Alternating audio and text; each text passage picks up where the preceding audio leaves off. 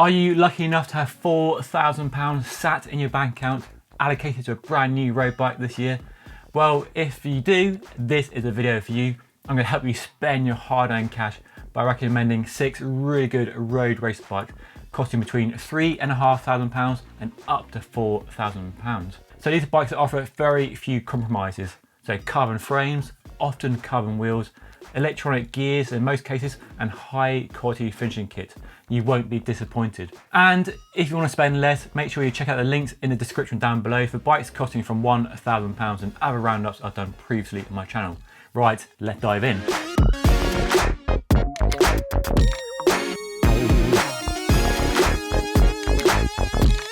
Sadly, £4,000 isn't enough to get you one of Canyon's brand new fancy CFR carbon fibre bikes, but you can still get the ultimate CF SL6, which used to be the flagship model in the range. So for £3,899, you get a Shimano Di2 Ultegra group set with rim brakes and a claim weight of just 6.8 kilograms, so bang on the U-size weight limit. The highlight of the bike, not just the weight, but the carbon fibre Reynolds AR41 wheels, ensuring you'll be the envy of all your riding buddies.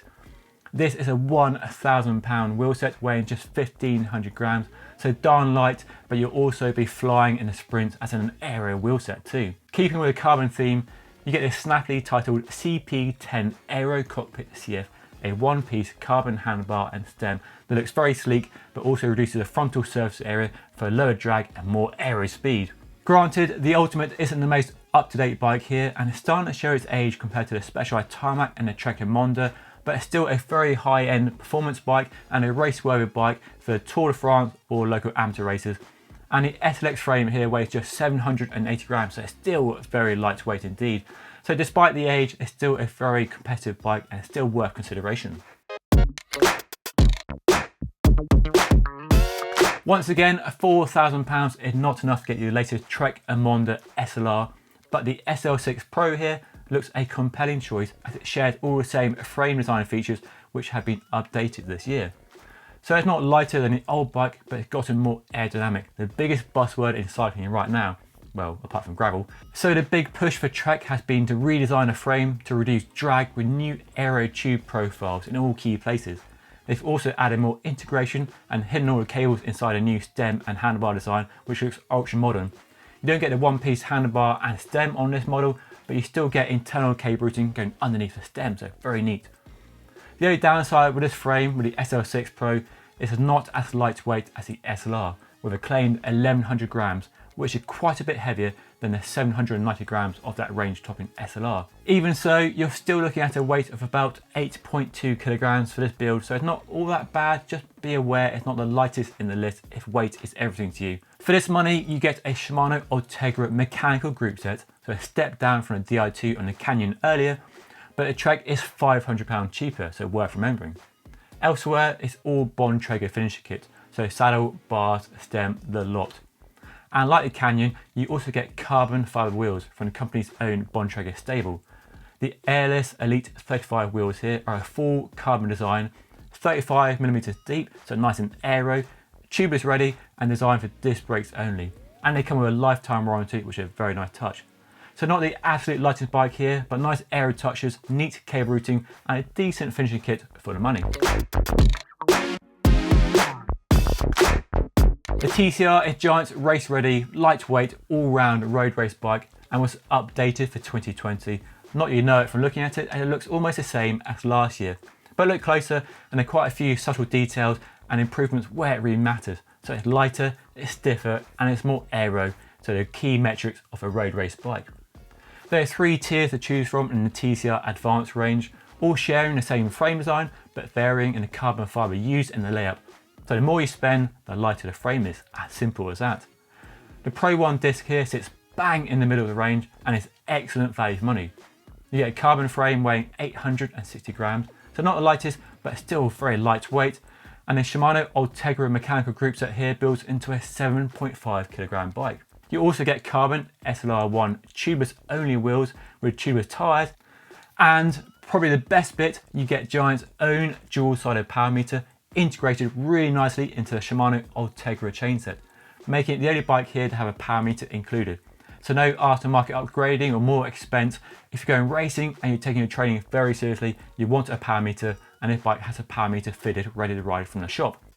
As long-time viewers and subscribers of my channel will know, I've been riding this actual bike for the last few months. First ride linked above, and can heartily recommend it. It's fast, smooth, and great value for money. Full review coming very soon, so make sure you stay tuned for that. The Orbee Orca is definitely an iconic bike and has been through quite a few changes in the last couple of years, and for 2020 it's been updated once again with the release of the OMR version. Slightly confusingly, the Orca OMX was released earlier this year with a big focus on aerodynamics, as most bikes are these days, but the Orca OMR inherits some of the design language, but the aero has been pulled back a bit and with a bigger emphasis placed on comfort.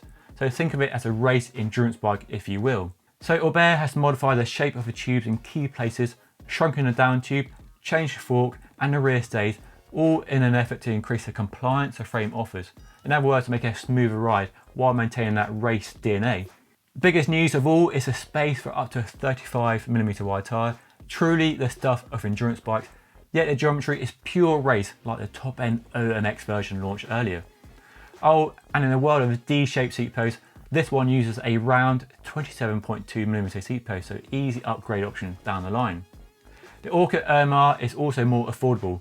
The carbon fibre isn't as high end, so lower cost, with weight increasing as a result, but you're still looking at just over a kilogram for a size medium frame, 1,050 grams to be precise. The really cool thing about Orbee and their big USP is you can customise the bike, from the paint job with many options available to the components on the bike, so you can really customise the bike, personalise it to your taste and budget as you want, something that most other bike brands don't yet offer. The only bike here actually costing bang on £4,000 is a Rapha Team Replica Super 6 with a Shimano Ultegra group set that looks sharp and ready to race. The Super 6 Evo is a classic race bike, but those classic looks gave way to an all-new design last year that's more aero, lighter, and it has to be said, more modern. It looks much better compared to the Specialized Tarmac or the Trekker than the previous generation Super 6 Evo. So drop rear stays, aero-shaped tubes and internal cable routing are the key features here. Now, as much as I prefer the look of the old Super 6 Evo, the new bike does ride so much better and clearly a faster bike based on my experience. And for your £4,000, you're getting a top-end high mod frame. That's the company's shorthand name for high modulus carbon fibre used in the construction of their frame. Expensive, but produces a light frame with a claimed 866 grams. So it's faster and more explosive, but comfort is great for a race bike, and with space for 30mm wide tyres, it's got your long sportives covered. The new hologram 25 carbon fibre wheels are the company's own design and add to the speed potential of this bike, and they're tube ready as well if you want to ditch your inner tubes. The Shimano Ultegra group set is complemented by Candel's own hologram SI crankset, which they claim is the lightest on the market.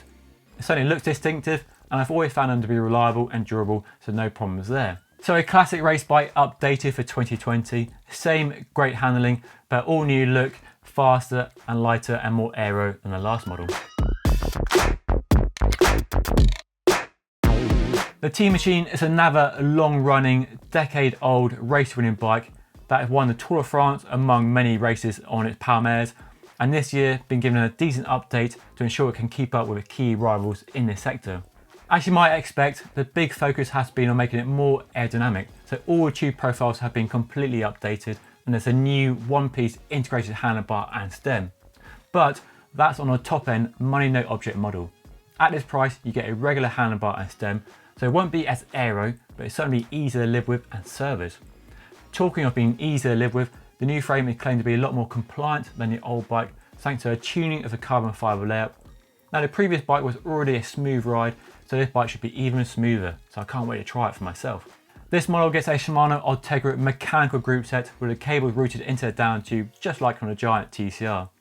This new bike is also disc brake only, I'm afraid, but I really like the closed axle, so it looks super clean from the drive side. I think it's the first time I've seen this on any road race bike. It's still a distinctive looking bike, and the ride quality and handling have always impressed me with a T-Machine. It's a bike I'd happily own. This new version looks a decent step forward on the previous version without being too radical. It's a shame you don't get the integrated handlebar and stem at this price point, but it's still a thoroughly impressive bike and worth consideration. So there we are then, 6 really good road race bikes costing from £3,500 to £4,000. But which would you choose? Which would your money go on? Let me know in the comment section down below. But that's all for now. Thanks for watching. Keep liking, keep subscribing, keep watching, and I'll see you again in the next video.